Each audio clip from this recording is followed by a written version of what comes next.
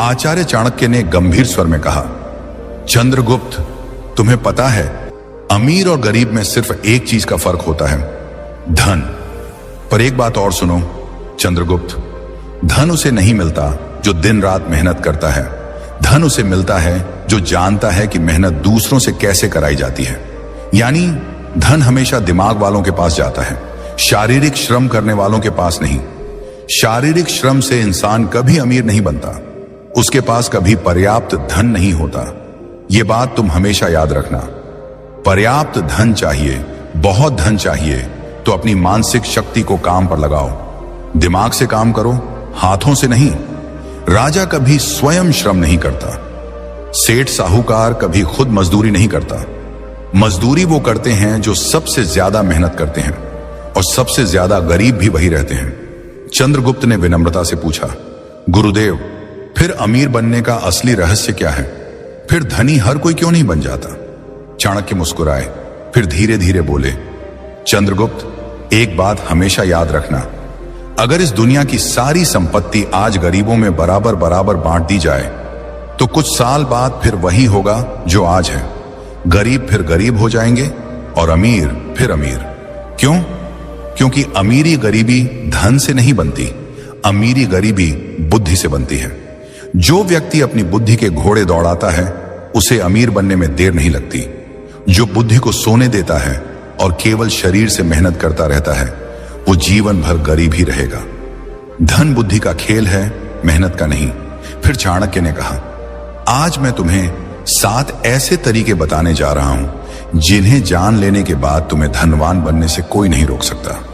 ये 7 तरीके चाणक्य नीति के सबसे गहरे सूत्र हैं। इन पर अगर तुम अमल करोगे तो एक दिन पूरा भारत तुम्हारे नाम का जयकारा करेगा। और फिर चाणक्य ने पहला सूत्र बताया, नियम 1, अपनी अक्ल में पैसा लगाओ। यह सबसे बड़ा निवेश है। अगर तुम सचमुच धनवान बनना चाहते हो, जीवन में वह ऊंचाई छूनी है जहां न पैसों की कमी रहे, न सम्मान की, न स्वतंत्रता की, तो सबसे पहला और सबसे जरूरी काम यह है कि तुम अपना सारा ध्यान, सारा पैसा और सारा समय सबसे पहले अपनी अक्ल पर लगाओ। मैंने तुम्हें पहले ही कहा था, शारीरिक श्रम छोड़ दो। हाथ पैर से मेहनत करने में कोई बुराई नहीं, लेकिन वो तुम्हें एक सीमा तक ही ले जाएगी। उस सीमा के बाद रुक जाओगे। मजदूर दिन रात हथौड़ा मारता है, फिर भी 2 जून की रोटी को मोहताज रहता है। क्यों? क्योंकि उसने अपनी अक्ल को कभी नहीं खोला। दिमाग के घुड्डे को दौड़ाओ, और दौड़ाने का मतलब है सीखो, सीखते रहो, जीवन के अंतिम क्षण तक सीखते रहो। जो व्यक्ति सीखना बंद कर देता है वो जीते जी मर जाता है, उसकी कमाई भी मर जाती है। नियम 2, मौके खुद नहीं आते, उन्हें पहचानना पड़ता है। अवसर कालेन आगच्छति कालेन च नश्यति तम या सन्नादति स सिद्धिम प्राप्नोति। अर्थात अवसर समय के साथ आता है और समय के साथ नष्ट भी हो जाता है। जो उसकी ध्वनि सुन लेता है वही सिद्धि प्राप्त करता है। धनवान बनना है तो सबसे दूसरा और सबसे नियम यह है कि तुम्हें अवसरों की आंखें खोलनी पड़ेंगी। अवसर कभी दरवाजा खटखटाकर नहीं आते। भाई साहब, मैं आपका मौका हूं, मुझे अंदर आने दो, कहते हुए नहीं आते। अवसर हमेशा भेष बदल कर आते हैं। कभी वो किसी मुसीबत के रूप में आते हैं, कभी किसी ताने के रूप में, कभी किसी दोस्त के मुंह से निकले एक वाक्य के रूप में। ज्यादातर लोग इन्हें देखकर कन्नी काट लेते हैं, और जो इन्हें पहचान लेते हैं वही करोड़पति, अरबपति बनते हैं। मैं तुमसे कहता हूं, अगर तुम धनवान बनना चाहते हो तो आज से यह प्रण कर लो, मैं कोई भी अवसर गंवाऊंगा नहीं। चाहे सीखने का हो, कमाने का हो, जुद्धने का हो, घूमने का हो, कुछ नया करने का हो, मैं उसे पकड़ दूंगा। याद रखो, धन तुम्हारे पास नहीं आता, धन तुम तक आने का रास्ता ढूंढता है, और वो रास्ता है अवसर। जितने ज्यादा अवसर तुम पकड़ डरोगे उतने ही ज्यादा रास्ते धन के लिए खुलते जाएंगे। और अगर तुम अवसरों को चूकते रहे तो चाहे कितना भी पहला नियम सीखना फॉलो कर लो, तुम्हारी सारी सीख बेकार हो जाएगी, क्योंकि सीख का इस्तेमाल करने के लिए मौका चाहिए। नियम 3, समय धन से भी कीमती है। अगर तुम सचमुच धनवान बनना चाहते हो, करोड़ों अरबों नहीं बल्कि वो स्वतंत्रता हासिल करनी है जहां पैसा तुम्हारा गुलाम बने, न कि तुम पैसे के गुलाम रहो, तो आज से एक बात हमेशा के लिए गांठ बांध लो, समय पैसों से 1000 गुना ज्यादा कीमती है। पैसा खो गया तो दोबारा कमा लोगे, लेकिन समय खो गया तो वो हमेशा हमेशा के लिए चला गया। एक बार गया तो लौटकर कभी नहीं आएगा। दुनिया के सारे अमीर लोग एक ही बात पर सहमत हैं। उनका सबसे बड़ा हथियार उनका समय था और सबसे बड़ी पूंजी उनका समय का अनुशासन था। अगर तुम आज भी अपना समय बर्बाद कर रहे हो तो तुम धनवान बनने के लायक नहीं हो, क्योंकि धनवान बनना कोई खेल नहीं है, ये युद्ध है। और इस युद्ध में जो सबसे ज्यादा अनुशासित होता है वही जीतता है। धन तुम्हारे पास तभी आएगा जब तुम उसे साबित कर दोगे कि तुम उसके लायक हो, और तुम ये तभी साबित कर सकते हो जब तुम अपना हर पल, हर सांस, हर मिनट उसे समर्पित कर दोगे। आज से प्रण कर लो, मेरा समय मेरा सबसे बड़ा खजाना है, मैं इसे किसी को छूने भी नहीं दूंगा। न फालतू लोगों को, न फालतू आदतों को, न फालतू विचारों को। मेरा हर मिनट मेरे लक्ष्य के लिए होगा। मैं 24 में से 24 घंटे अपने सपने को दूंगा। जब तक सांस है तब तक रुकूंगा नहीं। इसी एक नियम को जीवन में उतार लोगे तो 7 में से बाकी नियम अपने आप तुम्हारे जीवन में आने लगेंगे, क्योंकि जिसने समय पर कब्जा कर लिया उसने धन पर, जीवन पर, भाग्य पर कब्जा कर लिया। नियम 4, धन आने से पहले खुद को तैयार करो। धन कमाना कठिन नहीं है, सच में कठिन है धन को अपने पास रोकना। तुमने देखा होगा, लॉटरी लगी, 2-4 साल में कंगाल, सैलरी बढ़ी, 1 साल में फिर वही पुराना रोना, बिजनेस चला, 2 साल में फिर कर्ज में डूब गए। क्यों? क्योंकि धन आने से पहले उन्होंने खुद को तैयार नहीं किया था। वे बर्तन थे पर छलनी थे। पानी डालो सारा नीचे। मां लक्ष्मी बहुत चतुर हैं। वे वहां नहीं ठहरती जहां संयम नहीं, जहां नियंत्रण नहीं, जहां आदतें गंदी हैं। धन एक नदी है, अगर तुमने बांध नहीं बनाया तो वह बह जाएगी। और बांध बनता है तुम्हारे अंदर, तुम्हारी आदतों में, तुम्हारे चरित्र में। इसलिए आज का नियम सबसे कठोर और सबसे जरूरी है। धन आने से पहले खुद को तैयार करो। अगर तुम आज गरीब हो पर संयम सीख लोगे तो कल अमीर बनकर भी राजा बने रहोगे। और अगर आज अमीर हो पर संयम नहीं सीखा तो कल कंगाल बनकर रोओगे। धन आता है तो तुम्हारी असली परीक्षा शुरू होती है। वह तुम्हें दिखाता है कि तुम सच में कौन हो। लालच है या संतोष, अहंकार है या विनम्रता, फिजूल खर्ची है या विवेक, दिखावा है या गरिमा। ज्यादातर लोग इस परीक्षा में फेल हो जाते हैं। पहली बड़ी सैलरी आई नहीं कि नई गाड़ी, नया फोन, पार्टी, शराब, मौज मस्ती। 2 साल बाद फिर वही पुरानी साइकिल। मैं तुमसे कहता हूं, धन आने से पहले खुद को ऐसा बना लो कि जब करोड़ों आए तब भी तुम पहले जैसे ही रहो। जूते पुराने हों या इतालवी, तुम्हारा चलना वही रहे। खाना ढाबे का हो या 5 सितारा, तुम्हारी भूख वही रहे। यही असली तैयारी है। लालच धन का सबसे बड़ा दुश्मन है। जैसे ही 2 पैसे हाथ में आते हैं, लालच कहता है, अरे यार अब तो जी ले, अब तो मौज कर। और तुम जीने के चक्कर में अपना भविष्य मार देते हो। नियम 5, अपनी संगति को सुधारो और दिमाग को लक्ष्य के प्रति प्रेरित रखो।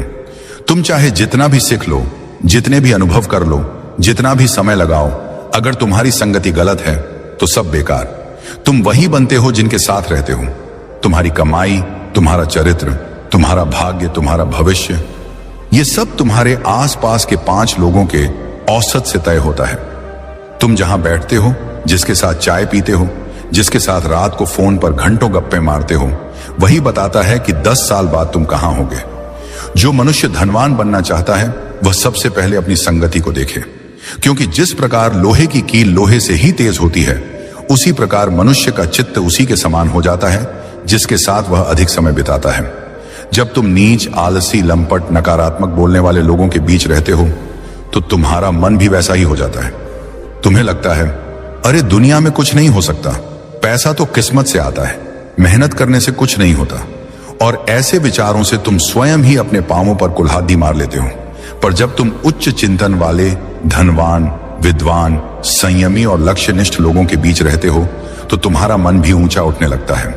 तुम्हें स्वयं ही लगने लगता है, मैं भी कर सकता हूं। चंद्रगुप्त, जीवन में एक बात हमेशा याद रखना, उधार वो दीमक की तरह है जो रिश्ते को खोखला कर देता है, चाहे वो रिश्ता कितना ही मजबूत क्यों ना हो।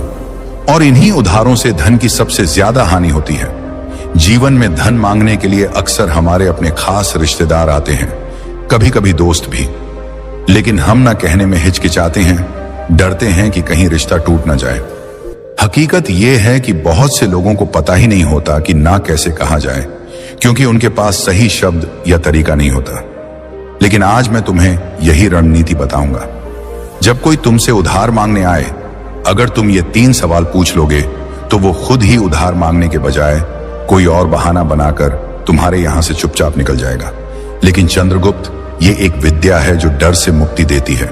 अगर तुम नहीं जानोगे तो हमेशा उलझते ही रहोगे, क्योंकि मैंने अक्सर देखा है कि लोग इसी वजह से अपनी जिंदगी की कमाई गंवा बैठते हैं। नमस्कार दोस्तों, डे इंस्पायर्ड चैनल में आपका फिर से स्वागत है। अगर आपको भी चाणक्य नीति पसंद आती है तो कमेंट में जरूर बताएं कि आप भारत के किस राज्य से ये वीडियो देख रहे हैं, ताकि हम समझ सकें कि हमारी बातें कहां कहां तक पहुंच रही हैं। और चलिए बिना देर किए वीडियो की शुरुआत करते हैं। दोस्तों, चाणक्य की ये बातें आज भी उतनी ही सच्ची हैं जितनी उस पुराने जमाने में थीं। कल्पना कीजिए, चाणक्य के समय में पाटलिपुत्र की गलियों में एक साधारण व्यापारी रहता था। नाम था विष्णुदास। वो दिन रात मेहनत करके अपना व्यापार चलाता था, अनाज बेचता था और थोड़ी बहुत बचत करता था अपने परिवार के लिए। एक दिन उसका दूर का रिश्तेदार आया, बोला, भाई मेरी फसल बर्बाद हो गई है बाढ़ में, बस थोड़े पैसे उधार दे दो, अगली फसल में लौटा दूंगा। विष्णुदास का दिल पसीज गया। उसने अपनी सारी बचत दे दी। लेकिन महीने बीत गए, साल बीत गए, वो रिश्तेदार नजर नहीं आया। बाद में पता चला कि उसने वो पैसे अपनी ऐशो आराम में उड़ा दिए थे। विष्णुदास का परिवार भूखा रहा, बच्चे स्कूल नहीं जा सके और वो रिश्ता, वो तो पहले ही खोखला हो चुका था। चाणक्य कहते थे, धन की रक्षा करना परिवार की रक्षा करना है। आज के समय में भी यही हो रहा है। लोग फोन पर मैसेज करते हैं, भाई इमरजेंसी है, 50,000 उधार दे दे, और हम देते हैं क्योंकि नहीं देना हमें बुरा लगता है। लेकिन सच्चाई ये है कि पैसा देने के बाद रिश्ता और मजबूत होने के बजाय कमजोर हो जाता है। क्यों? क्योंकि अगर पैसा वापस नहीं आया तो झगड़े शुरू हो जाते हैं, और अगर मांगो तो तुम विलेन बन जाते हो। अब सवाल यह है कि हम इस जाल से कैसे बचें। चाणक्य की नीति हमें बताती है कि भावनाओं में बहना बंद करो और बुद्धि से काम लो।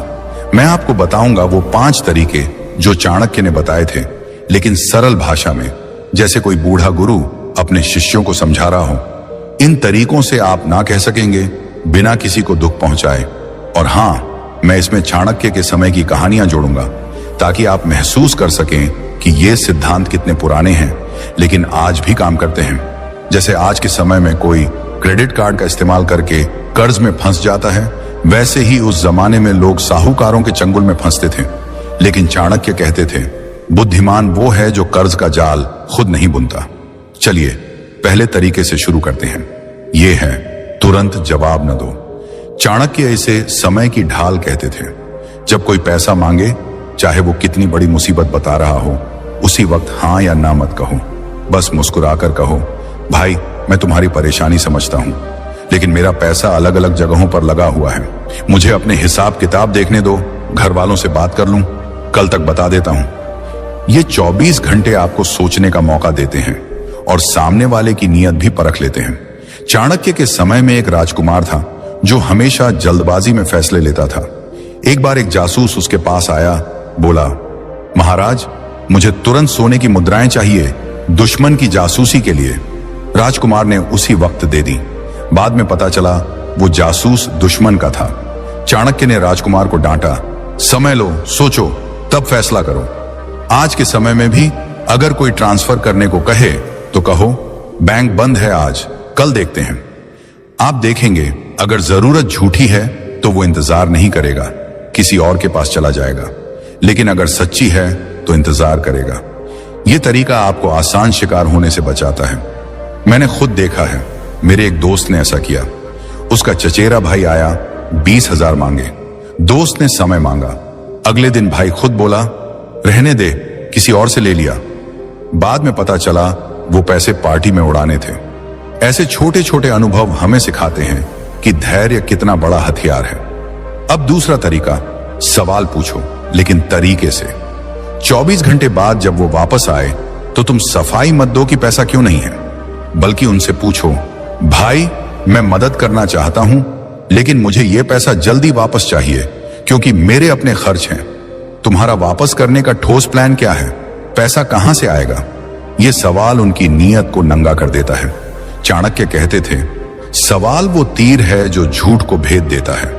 उनके समय में एक साहूकार था जो लोगों से उधार लेता था, लेकिन चाणक्य ने अपने शिष्यों को सिखाया, पूछो कैसे लौटाओगे? साहूकार हमेशा गोलमोल जवाब देता और लोग बच जाते। आज के समय में भी अगर कोई कहे सैलरी से दे दूंगा तो ठीक है, लेकिन अगर बोले चिंता मत कर, भरोसा रख, तो सावधान हो जाओ। तब तुम कहो भरोसा तो है, लेकिन रिश्ता पैसों से ऊपर है। अगर पैसा नहीं लौटा तो रिश्ता खराब हो जाएगा, और मैं वो नहीं चाहता। ये बात उन्हें सोचने पर मजबूर कर देगी। एक बार मेरी मौसी के साथ ऐसा हुआ। उनका भतीजा आया, पैसे मांगे। मौसी ने सवाल पूछा। भतीजा हकलाया और खुद ही बोला, रहने दे चाची, मैं किसी और से ले लूंगा। बाद में पता चला वो पैसे शेयर मार्केट में लगाने थे, जहां वो हार गया था। ऐसे में सवाल पूछना आपको रक्षक बनाता है, न कि लुटेरा। तीसरा तरीका, सुरक्षा मांगो। चाणक्य इसे बंधक का नियम कहते थे। अगर वो अभी भी जिद करे तो कहो, भाई नियम तो होते हैं, मैं पैसा दे दूंगा, लेकिन बदले में एक छोटी सी गारंटी चाहिए, जैसे चेक या कोई चीज रखवा दो।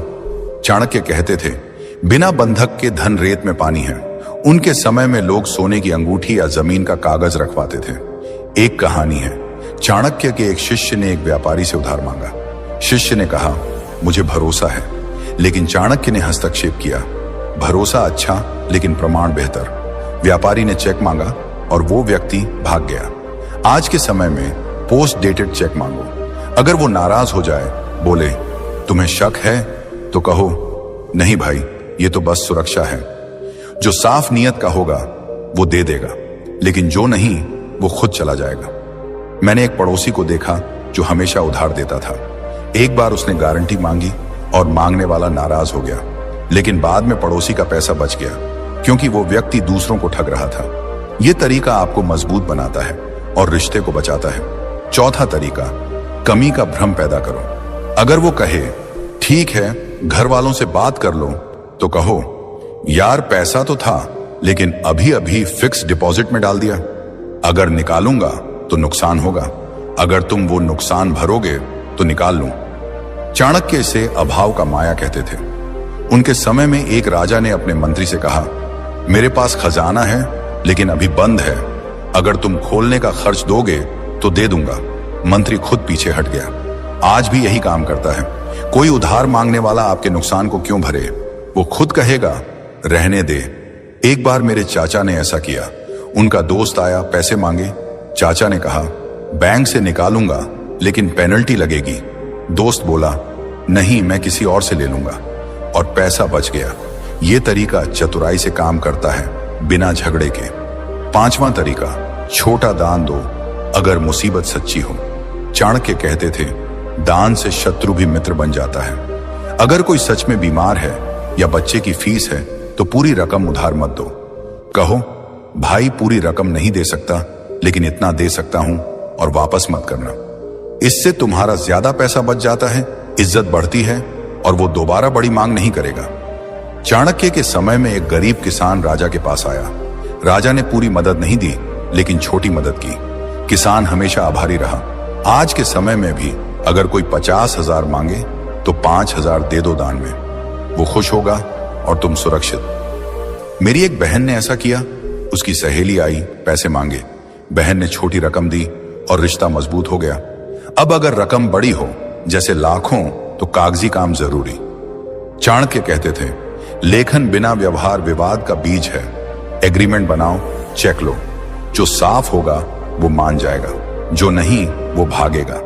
अंत में चाणक्य की सीख, रिश्ते की कीमत समझो। अगर पैसा न देने से रिश्ता टूटे तो वो रिश्ता था ही नहीं। स्वयं की रक्षा करो। आज से नियमों को अपनाओ। समय लो, सवाल पूछो, गारंटी मांगो, कमी दिखाओ, दान दो। ना कहना आत्मसम्मान है।